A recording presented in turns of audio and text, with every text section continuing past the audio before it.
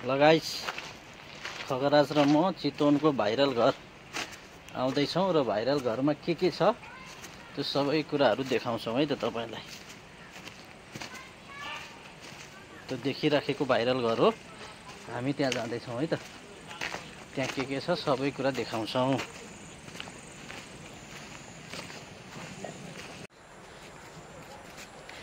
ल यही हो भाइरल घर।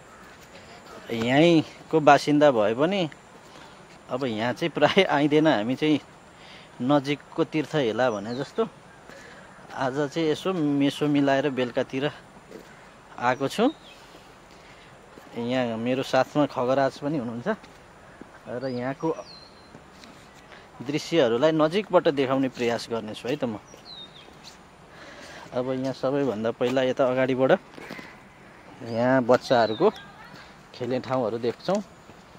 तपाईले यहाँ बच्चाहरू ल्याएर खेलाउन पनि सक्नुहुन्छ। ल यहाँ बच्चाहरू खेल्ने ठाउँ छ र यहाँ एउटा झुला झुल्ने ठाउँ छ र हाम्रो खगराज अगाडिपट्टि बढिराख्नु भएको छ यो एक्साइटिङ भएर र त्यहाँ पिङ खेलेर पनि देखाउनुहुन्छ तपाईहरुलाई। म अब यहाँ हाम्रो खगराज सर पिङ खेलेको भिडियो तपाईले हेर्न पाउँदै हुनुहुन्छ। ल हेर्नुस्, अब यहाँ म खगराजलाई हल्लाउँदै छु। अब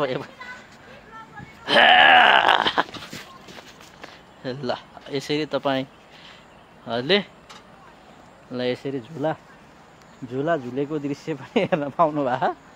ल हेर्नुस् यो खगराज।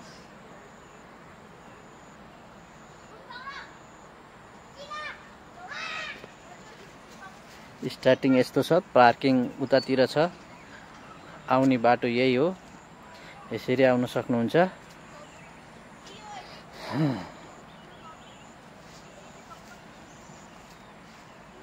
ल वेलकम गाइस भाइरल घरमा।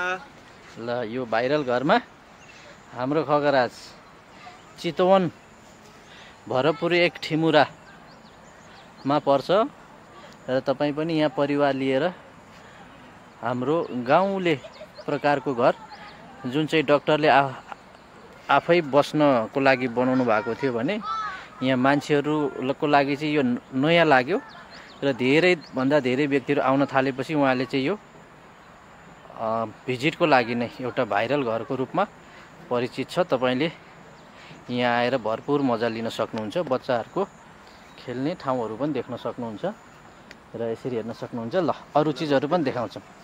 ल त अब मैले त क्यामेराम्यानमा छु अहिले म र यति बेला हाम्रो खगराज सर मुटु यहाँ आउनु, यहाँ बस्नु, बिचमा बस्नु, बिचमा म फोटो खिच्छु यहाँबाट। त्यहाँ गुड। भाइरल घरको बिचमा खगराजलाई यति बेला मैले फोटो सुट गर्दैछु। 2-4 वटा फोटो स्टाइल दिनु है, कस्तो कस्तो दिने हो। ल म छड्के सबै फोटो दिन्छु।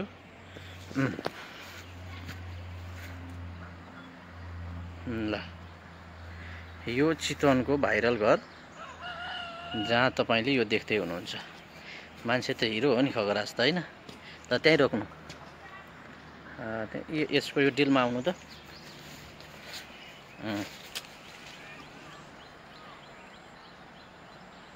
रेडी। ल यो देखाइसके, अब तपाईलाई भित्रको दृश्य पनि हाम्रो खगराज सरले देखाउनुहुन्छ। ल जाउँ भित्र के छ भन्ने कुरा हाम्रो खगराज सरले देखाउनुहुन्छ र यहाँ तपाईले हेर्न सक्नुहुन्छ। यो पुरानो स्टाइलको लालटिन भन्थ्यौं क्या हो हामीले त, तपाईहरुले के भन्नुहुन्छ? ल ल के रहेछ हाम्रो खगराज सरले आफै बोलेर। घरभित्र जाँदैछौँ साथी। ल अब यतैलाई चाहिँ सानो खालको डालो, गाउँले डालोहरू छ। अनि यता डोको पनि रहेछ है।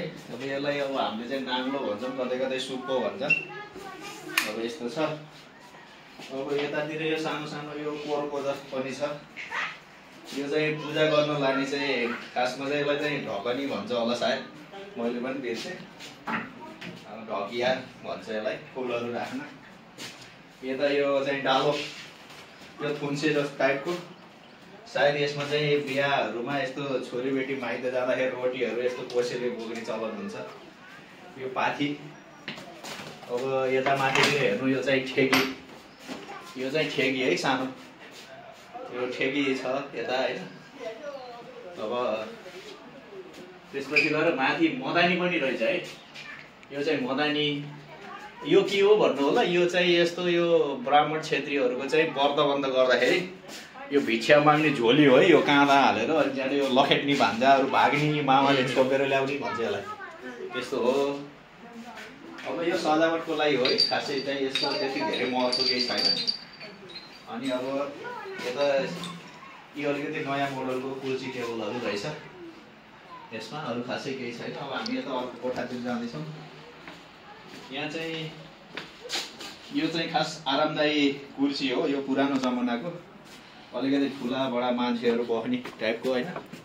चट्ट अब यसरी आराम गर्न मन लाग्यो भने यसरी बस्ने, शान्तसित बस्ने, यसो गरेर होइन, यसरी बस्ने, आराम गर्ने। अब यो त्यस्तो टाइपको यता खानासाना खाने। अब यसलाई चाहिँ पहिला अब मधुस भन्थे क्या, अब दराज भनिन्छ अहिले हामीले। चाबी लाएर रहेछ, भित्र के छ हेर्नु पाइएन। अब यो साथी हो, भाइरल गरेर ढोकातिर हेर्न सक्नुहुन्छ, पुराना डिजाइनका पुरा भगवान्का मूर्तिहरू।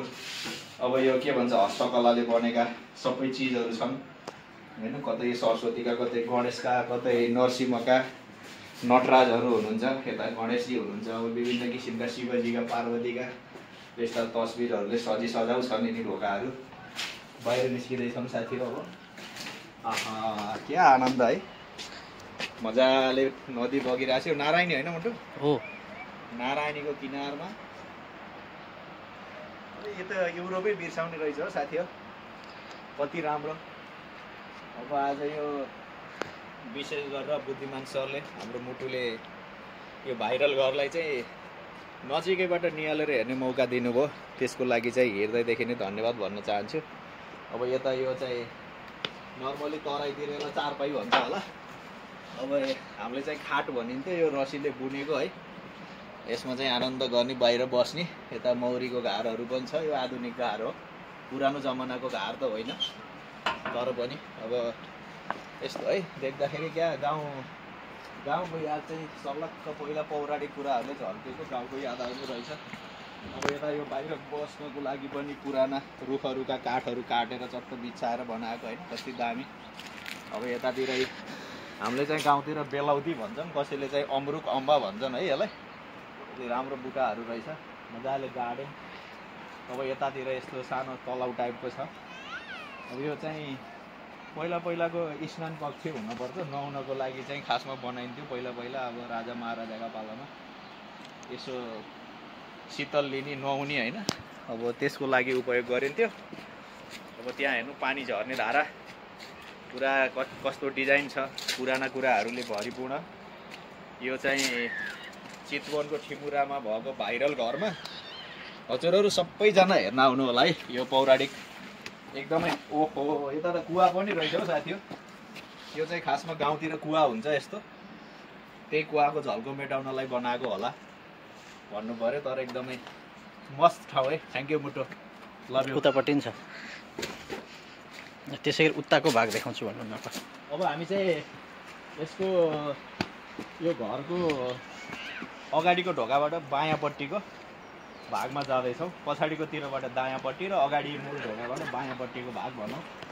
अब यो पूर्व पश्चिम त त्यति म थाहा पाउन्न है, म नेपाल छोडेका पनि धेरै भयो, मलाई यो खासै पूर्व पश्चिम उत्तर दक्षिण भन्न त आउन्न। अब दक्षिणै भाग पर्नलाई। अब यता साथी हो एकदमै गएपछि यहाँ के छ भन्दाखेरि यसरी देखाइन्छ कि केटाकेटीमा चाहिँ आमासित लाएर मजाले कुटिन्थ्यो है, अहिले देख्नु पाइयो। यस्तो छ, ढिकी छ यहाँ। अब हुन त अब यता यसलाई चाहिँ मुसल भन्छ, यसमा मुनिपट्टि चाहिँ फलामको राखेको हुन्छ, त्यो चाहिँ धान गहुँहरू काट्नको लागि, त्यो छिल्का फाल्न, बोक्रा फाल्नको लागि। अब त्यो त यहाँ रहेनछ। अब त्यो झाँतो हो, माथिबाट देखाउँछु भन्नु होला। अब यतातिर चाहिँ रेस्ट रुम हो यो। अब टोइलेट बाथरुम त सबैलाई थाहा छ के देखाउनु पर्यो। यो त अब यसलाई चाहिँ गाउँघरतिर बार्दली भन्छ है साथीहरू। बार्दली कौसी, अब अहिले इङ्ग्लिस भाषामा टेरस। ल आउनुहोस् जाउँ टेरसतिर। यो हुन त सिमेन्टले बनाएको छ, तर पनि यो गाउँको झल्को मेटाउनलाई माटोले बनाए जस्तो डिजाइन रहेछ। अनि यो घरहरू पहिलाको घरहरूमा यस्तै कुण्डा लाइन्थ्यो, त्यो कुण्डा लाउनको लागि बनाएको हो यो स्पेसल्ली। यो यसरी यहाँ माथि लगाएर यसरी बन्द गर्ने पनि हो। यसका दुईवटा काम गर्छ, यहाँ चाबी ताला लगाउन मिल्छ होइन। अब यतातिर मौरीको भिड, गाउँघरे मौरीको घर छ है। पहिला यस्तो खालको मौरीको घर हुन्थ्यो। यसलाई चाहिँ नर्मली छुन चलाउन मना गरिएको रहेछ। अब हामी यता कोठाभित्र खाइयो। अब यसलाई हेर्दैछौँ, यहाँ खासै त्यस्तो नयाँ कुरा केही छैन। अब यो झ्यालहरू एकदमै पुरानो डिजाइनबाट बनाइएको, फुलबुट्टा भरेर होइन, काठको त्यस्तो छ। अब अरू यहाँ शयन कक्ष भनौँ, अब सुत्नको लागि बिस्तारा छ। अब अर्को कोठातिर जाँदैछौँ हामी। यतातिर चाहिँ एउटा, अब यो हुन त यो आधुनिक किसिमको बेड हो। यो आधुनिक बेड हो भए पनि यसको तलपट्टि चाहिँ यो पौराणिक पुरानो किसिमको खाट भन्छ यसलाई। अब यिनी चाहिँ बस्नको लागि बनाएको अब कुर्सीहरू होइन। यहाँ अब आएका पाहुनाहरूलाई राख्न बनाएको।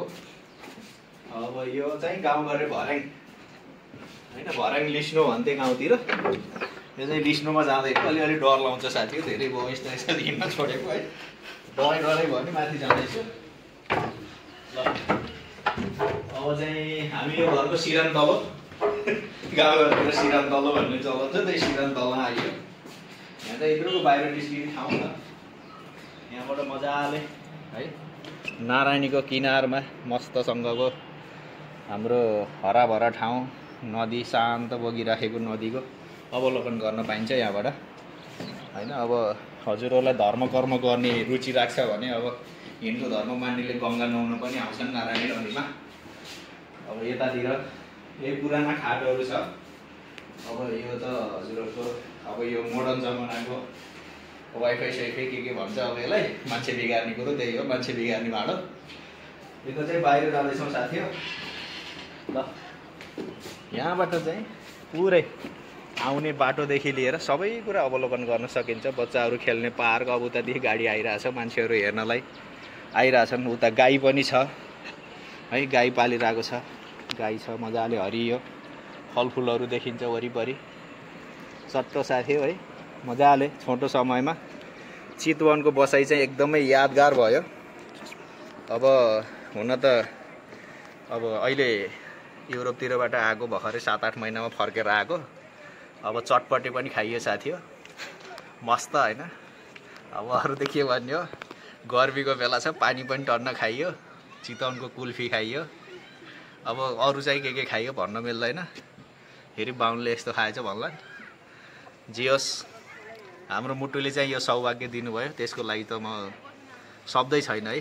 ल थ्याङ्क यू। हाम्रो मुटुलाई थ्याङ्क यू त्यत्रो टाढादेखि यहाँ नेपालसम्म ल र एउटा यो भिडियो हेरेर बस्नुभएको हजुर सबैजनालाई पनि थ्याङ्क यू। सबैजनालाई भेट्न त सकिनँ, नेपाल आएर सम्भव पनि भएन होइन।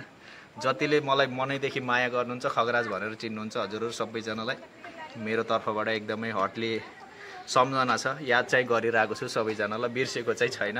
माया मार्यो चाहिँ नभन्नु होला र हजुरहरूले पनि माया नमार्नु होला। धन्यवाद है। धन्यवाद यो भिडियो हेरेर बस्नुहुने सबैलाई। के अरे भनिन्छ रगतको नाता भन्दा भावनाको नाता एकदमै ठुलो र मजबुत हुन्छ भने जस्तै त्यत्रो टाढाबाट पनि एउटा टिकटकको सम्बन्धबाट जोडिएर मलाई भेट्न आउनुभयो र यही अवसरमा यसरी दाजुभाइ घुम्ने मौका पाइयो। यो हाम्रो यो क्यामेराले कैद गरिराखेको छ, यो हाम्रो लागि एकदमै स्मरण रहनेछ पछिसम्मको लागि। हेरेर साथ दिनुभयो भने सबैजनालाई thank you so much. Love you everyone.